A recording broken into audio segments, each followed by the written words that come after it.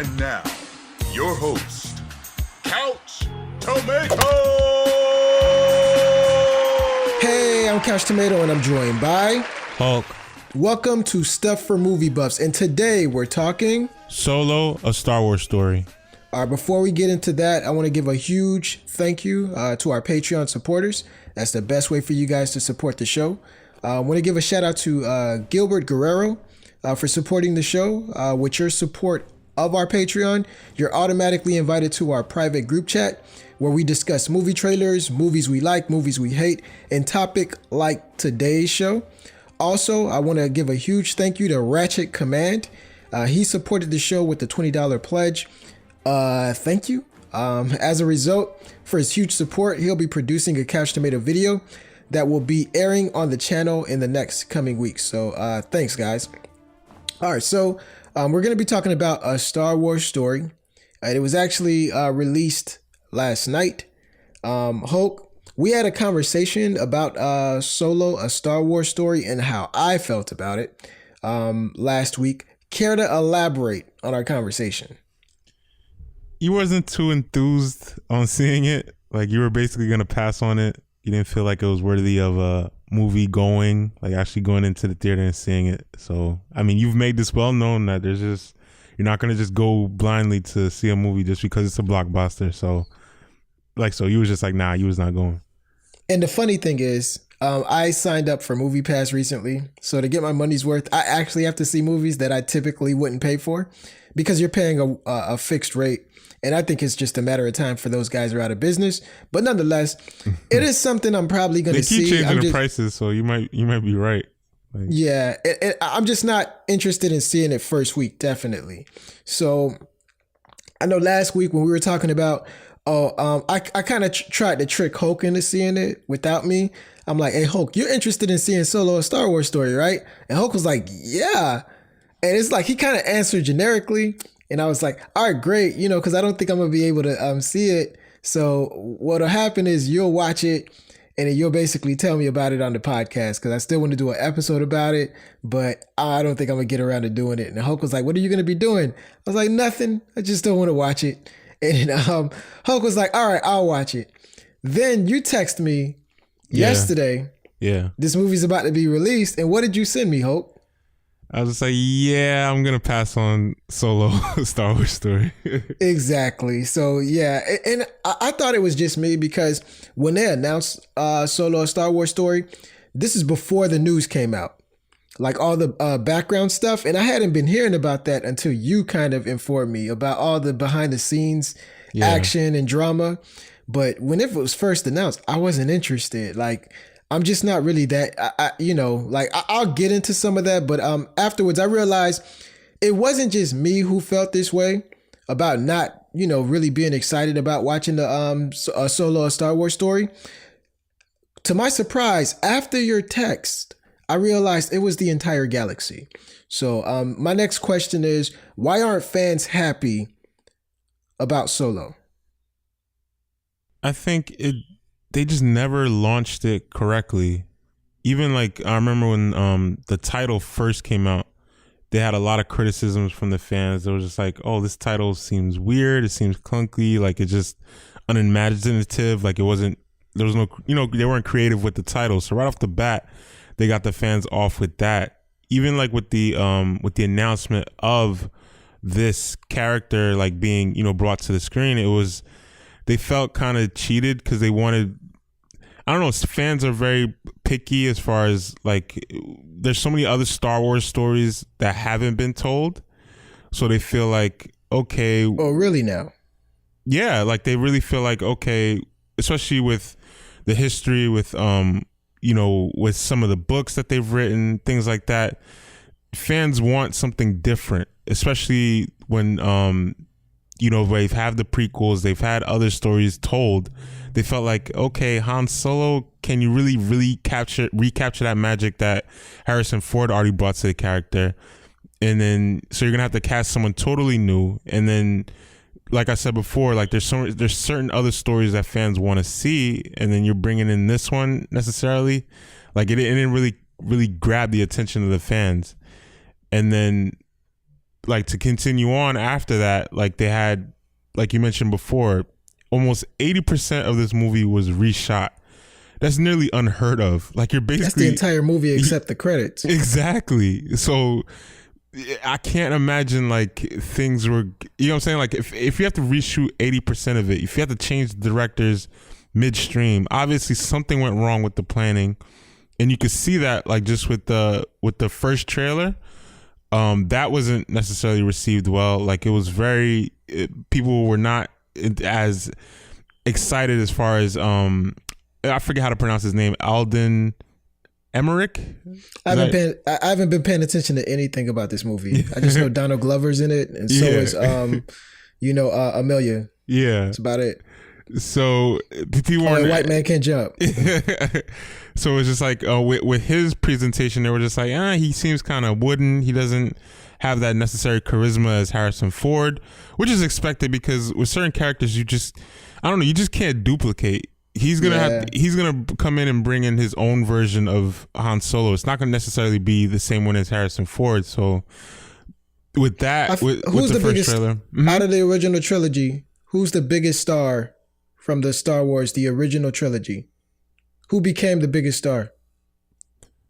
By the fans, I think Han Solo. He's the most. I'm not talking about character, like as in Han Solo, Luke Skywalker. I'm talking about out of those actors, who became the biggest star?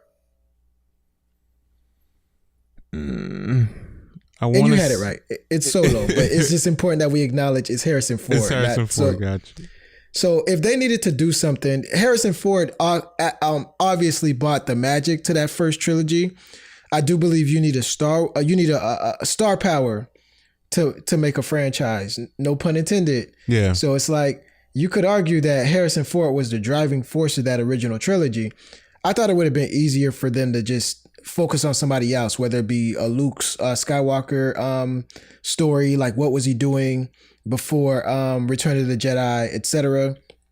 Stuff like that. Or what was he doing before Force Awakens? Mm-hmm. Because he's not that big of a star. Well, he is voice acting wise, but still not as big as Harrison Ford. So if you do a movie, people aren't going to constantly be comparing him to the star. That's like remaking Rocky and you have to find a new Sylvester Stallone. No, Sylvester Stallone was a bona fide star in the 70s, 80s, in the 90s. Like you can't remake that. That's almost impossible. So it's difficult. But you mentioned, some of the behind the scenes issues. I totally agree with you on that. Some of this is the Justice League effect. Justice League has so much off the field issues, changing directors, the mustache, the budget. Yep. By the time the movie came around, fans knew what time it was and either bootlegged it or skipped it. So I do think that some of that behind, off the field stuff, 80% of the movie having to be reshot. I think, some people, it left a sour taste in folks' mouth, as well as the title, like you mentioned, to where no one was going to support this stuff during the release. Yeah, even now with the tracking, it's going to make much less than Rogue One. Like Rogue One made 161. This one's only on track between 118 and 140. And the thing is, Rogue One came out not on a holiday. This one is coming out on Memorial Day. So the fact that you're coming out between 118 and 140 and your Star Wars movie on Memorial Day, like you could just tell, like fans, they know what time it is. Like they was just like, nah, we're not gonna support this because we just not feeling it. Like right from the jump. So they know, like as far as the studio is concerned, that they didn't really deliver on what they wanted to deliver. You know what I'm saying, to the fans, and it's starting to reflect that in the numbers. And I think they're lying about the budget too. For you to shoot 80% of this film, I think your budget ballooned way past expectations. And I think they're hiding the numbers somewhere, whether it be they bled some of the scenes into, like some of the finances into another project. Yeah. But I'm like, nah, y'all lying about the budget. If y'all had to reshoot 80%, something's up. But also, you mentioned that this is coming out on a holiday. Mm-hmm. Memorial Day, yep. Right?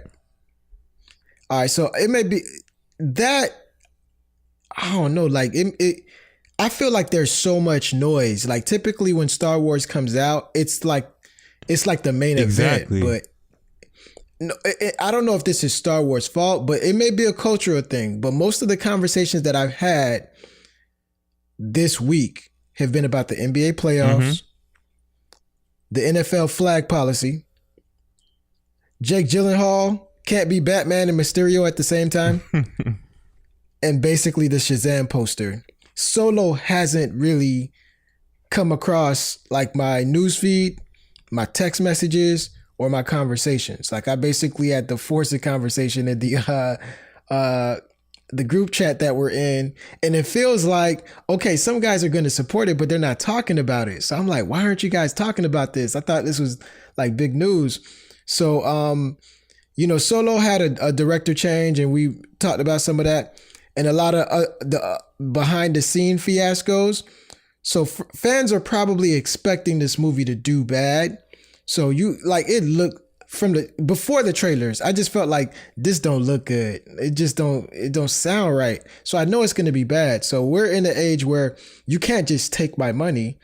You have to give me a good trailer. You have to give me some, good interviews, and you have to have some nice promotion around the film before I see it. I'm just not going to support you blindly. So I think movie goers are becoming smarter, and the industry has to be creative on how they maneuver to get our wallet share. But me personally, like I said, I was never interested in the Solo announcement. Thought the name was funny because obviously of the drinking cups. I'm not a Star Wars fan like that. So you got to take my opinion with a grain of salt. I didn't grow up with it. I'm not interested in seeing where they take the universe. I'm more interested in the core films, which is what I mean by that is your episode 7s, 8s, 9s, and so on. The Rogue Ones and all that extra credit stuff you could keep. Holla at me when it's on DVD. But to be fair, I'm the same way with the MCU. I'm only interested in the Avengers films the most. And I don't get as excited when it comes to the standalone stuff that doesn't include Iron Man. So those movies turn out great sometimes, like those standalone pictures. But for the most part, I could skip them in the theater and won't feel like I missed anything because I could wait for DVD. It's really Avengers 1, 2, and 3 and 4 that I have circled on my calendar every year. Yeah. Although I would say like Black Panther is probably like the only exception for me. Like it's starting to. Well, even Civil War, like I said, that included Iron Man though, but I didn't like that movie, but I was still anticipating it big time. But Black Panther, honestly, I wasn't as hype as y'all were. Like I love the movie and stuff. Forward. I mean, going forward. Like I'm outside of Infinity War. Whatever they're gonna title Avengers 4. That's different though. That's unfair because I'm saying after you see Solo, let's say that it's the best movie you ever seen. You're gonna forget about the buildup. You're gonna forget about the the bad press. So I'm saying bad trailers. Yeah. Exactly. I'm saying leading up to it, I think people are naturally not that excited about the standalone one-off Star Wars movies. Like, I feel like some of that, like regardless of what they would have did a movie on, you wouldn't have had that Star Wars support. Because you're mentioning the Rogue One numbers. Those numbers are great, but they're not doing Last Jedi, Force Awakens type numbers. I think those movies are completely different. You know what I mean? Yeah. No, I'm agreeing with you. No, I was just saying like with you, I'm thinking like I guess maybe going forward, like maybe Black Panther could be the exception for you as far as like the Avengers. You know what I'm saying? Like you said for me. Oh, don't speak for me. Like if a Black Panther trailer come out, yeah, I'm gonna be excited, but I could also wait. Like I could wait patiently. It's really the way I feel. Remember, I don't watch trailers like that anymore. I didn't watch the Solo trailer till it was almost like too late. Like I'm just like, okay, let me see what they got going on. So with same thing with Black Panther and all that stuff. Like, let me stop. I watched that day one. But when the next film comes out, like my excitement versus Black Panther versus an Avengers Infinity War type thing, it's completely different. Like I watched that trailer like 100 times. So coming from someone who doesn't watch trailers and I go from 0 to 100 really quick, literally watching it 100 times, that's my enthusiasm. So with we're talking about Avengers right now, and that's a little unfair to Star Wars, but that leads me to my next question. Like, is Avengers the new Star Wars? For this generation, I think so. Like, has it surpassed it yet? I'm not really sure because it's so hard to surpass, a predecessor. You know what I'm saying? Whoever did it first, they're always gonna get like that reverence, that look to. You know what I'm saying? Because so Bill Russell's your favorite? No. But cool. no, but I'm just saying. Okay, better. Will Chamberlain. I have a better example. People are like, they keep saying, "Oh, LeBron." There's like a whole new thing now where like people consider LeBron to be GOAT. And I'm like, no, LeBron is not GOAT. He's not 6-0 in the finals. He doesn't have nearly as far as the stats as Jordan yet. Don't get me wrong, LeBron has been phenomenal, but at the same time, it's harder for him to surpass Jordan just because I've seen what Jordan has done. I've looked at his records. You know what I'm saying? Like, I don't think LeBron can ever catch him. Now, back with the movies, my sentiments go the same way. Is to me, with Marvel, don't get me wrong. Like, I feel like they're it. Like, this is it. Like, they're in their prime. They're dominating right now. Do I want to say they surpassed Star Wars yet? I'm not sure because Star Wars set records back at that time when. Can you stay on that topic? I am, and I'm gonna use your analogy. Yeah, I actually want to use this as well. I'm a huge MJ fan, so yeah. But you remember when MJ played for the Wizards? Yeah, of course. All right, MJ is my favorite athlete of all time. Mm-hmm. I got all the DVDs. Come Fly With Me, Jordan to the Max, His Royal Airness, Airtime, all that stuff. So I remember those years. And there was a game when he played the Lakers. It was on TNT primetime. Mm-hmm. And Wizards were getting beat. And Kobe had the ball in the final seconds. Yeah. And Jordan was guarding him. So the crowd started standing. And I turned off the TV immediately because the sense that I got, like even to this day, I don't remember what happened, whether Kobe, made a shot or whatever. I don't want to watch this. The reason being, it reminded me of like what MJ did to Magic in like the 92 All-Star game where MJ basically, forced Magic to guard him, and then the crowd had a standing ovation because it was kind of like it signaled like a passing of the torch. Yeah. And for me being such an MJ fan, I was like, I don't want to see him pass the torch. No, he's still the best. So what I'm saying is that in the year 2018, Star Wars is Wizards MJ. You're great. I don't. That's kind of harsh. Wait. Just listen. Wizards MJ is pretty bad. They're great. I said Wizards MJ is pretty bad. No, but listen what I'm saying. Like, he was still pretty good. Like he was like one of the top leading. Compared to when you're averaging 30 plus a night compared to just 18, 19, 20 plus, it's not the same. He averaged 20 plus that season, by the way. Like 40-year-old. Okay, plus 20. dude, okay, it was like 22, 21, right? It was high, yeah. I think he was top 20 scorer in the league and stuff like that. But what I'm saying is, Star Wars is great, but I think it's obvious that your best days are behind you, fella. Like you're past your prime. Of course. We could both agree they're not in their prime right now. Marvel is, but you're forced to compete with young bucks that are just hitting their stride. So they have to. It's not a fair comparison, but it's a natural comparison. The MCU is Kobe at that time. Like Kobe, he's about to score 81. He's about to win 2 more championships at any moment. Star Wars can't compete with that right now. Like you said, you're not sure if if MCU has surpassed Star Wars legacy yet, but they're approaching their prime. So they got a whole nother half to basically catch up. So long term, I think the MCU will be considered better than Star Wars when it's all said and done. But I don't know that for sure. But for right now, MCU is... It's on pace. Yeah. Exactly. They're on pace and they're definitely more popular than Star Wars. They currently make better movies and they're dominating the comic book genre, sci-fi genre, superhero genre, black film genre. You mentioned Black Panther. Heist movie genre, Ant-Man, spy thriller genre, Captain America. The list goes on. So if Disney had to sell one of his assets, Marvel or Star Wars, which one are they selling today? Oh, they're selling Star Wars. I'm not even answering that. I'm surprised you went that far. That was a trick question. No. If today, Today, no, just even with that, I don't know, because the business that they do with toys, I don't know if Marvel does that, because that's true. Marvel speaks to this generation. And you mentioned the whole LeBron thing. Like, I saw Jordan play, you saw Jordan play, but I think 10 years from now, the thing that benefits Jordan is he was part of the video era, so you could go see what he did, but we could go see what Wilt did, and those moves look ugly. But I think the game is naturally going to progress, and more and more people who are born after 2002, I think they're going to acknowledge LeBron is the greatest, and then they'll be able to spread his gospel the same way that we did MJ.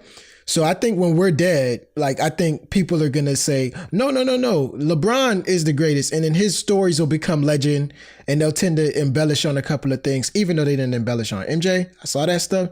But that's going to happen with the MCU as well. People who have lived outside of the original trilogy era, they're going to say, no, MCU is God. Like, nah.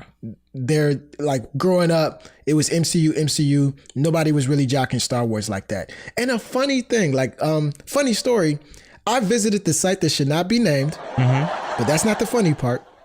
When a film's not released and it gives you the critic score, but it also gives you the percentage of the audience that wants to see the film. Yep. Right now, like, as of last night, this is before the Thursday night release, 36% of the people wanted to see it. What? That means if you ask 10 people, 7 of them said don't really care about Star Wars. That's pretty low. Bro, Venom's score is higher than that. Like, I thought it was like a mistake. I'm just like, what's going on? But that would never happen with an MCU film. Yeah, because it's usually like at 98%, and especially like on a Thursday or the Wednesday before.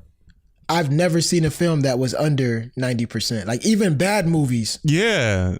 Like, it's like bad movies is like, if a movie's coming out that you're just not interested in, like, I don't know, Sharknado 48. You're not going, as an audience member, you're not going to that page to go ahead and submit your feedback. You know what I mean? Yeah. It's like, because it's like, so it typically all movies sit at 90+%, because only the people interested in it are submitting their votes anyway. So that means that people who follow the franchise use their energy, their vigor, to basically go on and say, I don't want to see this film. That's surprising to me. So yeah, that's where we stand. Yeah, I've never seen it. Like, I'm thinking back, like, you're right. I've never seen it under 90%. I wanted to screenshot it to you, but by that time, like, the Thursday night would have released, and come midnight, it would have been updating to audience scores. So I was like, this is crazy. This is so amazing. And so I mean, it's funny. It's funny you mentioned a screenshot. I screenshotted some from the site not to be named. I wanted to send it to you as well. Like, I guess, I don't know if the critics did this or the site did this, but they had, like, you know how they have like the critics, like they'll have like some quotes from the critics. And then one of the quotes was, "This is the best Star Wars movie since Last Jedi." It's the only movie. Exactly. Like, literally had that front and center on the thing. Like, I'm gonna send it to you. Like, they literally have that front and center. And you mentioned that they're gonna they're not stopping this. Like, they're I like the way Marvel's building their universe to where it feels like it's so huge. Like, even just on Earth, it feels like it's huge. It feels like you have Wakanda here, you have America here. You have these fake countries from Age of Ultron and stuff like that. I'm like, wow, this is big. But then you have the Guardians in space. And after Infinity Wars, the scope seems amazing. Like, there's so many planets that we haven't discovered and characters that we've never met, to where they could play that prequel game. I don't even think they would, because it's like, nah, we just got so much other characters we want to show. Star Wars has the same type of, I guess, vast universe, because you mentioned the books, but it really feels like it's like 6 characters that really matter in this universe, and that's it. Yeah, and that's the problem, and that's what got the fans upset, because it's just like, you're just sticking to like you said, like characters, and these characters can only build so much, especially when you've already gave them prequels. They already have their original trilogy, so it's like you want to come back again on these characters. It's like it's tough. And let's not say 6. It's really 7 because apparently the 7th one, you texted me last night and said they're getting a standalone film. Yeah, Boba Fett is Why? That's gonna be another standalone film. Why? It's gonna be after, I guess, the Obi-Wan Kenobi one. Why? So all of this stuff. Why? Like these are characters people actually still like. Like I think a lot of people are gonna leave this movie feeling they're not gonna like. They just what did Harrison Ford do to them? Because they just tarnishing his legacy. Like, nah, kill that dude. Let's kill that jit, man. You know, like kill that jit. Like make his son kill him. Like in the dumbest way. He's not gonna put up no fight, and then let's ruin his legacy. Like everybody think he's so raw. He's such a bad A word. How about let's show him a prequel where he's totally lame, and Lando has been the cool dude all these years. They like ruining that legacy, and I think they're erring on the side of doing the same thing with Boba Fett. But that's just me. So I'm anxious to hear what you guys think, and maybe just us. Apparently it can't be because the site that should not be named is in agreement that 3 out of 10 people care about Star Wars. That's very, very low. So what do you guys think? Are you anxious to see Solo, a Star Wars story? Have you seen it already? Do you love it? Do you like where they're going? Do you think they should continue with these standalone pictures? Will you support it blindly? Am I totally, out of bounds with my, thoughts on this? So anxious to hear what you guys think. Let us know in the comment section or reach out to us on social media, guys. It's about that time. I want to thank you guys for joining us today. Before you leave, if you like what you heard, share it with a friend on Apple Podcast or wherever you go for your podcasts. Don't let this be the last time we hear from you or you hear from us. Support the show and become a sponsor by visiting our Patreon at www.patreon.com/CouchTomatoFilms. Also, join us next week and check out the show notes on where to find us weekly. It's Couch Tomato Films on YouTube, Facebook, and Instagram, and Couch Tomato Film on Twitter. Other than that, peace.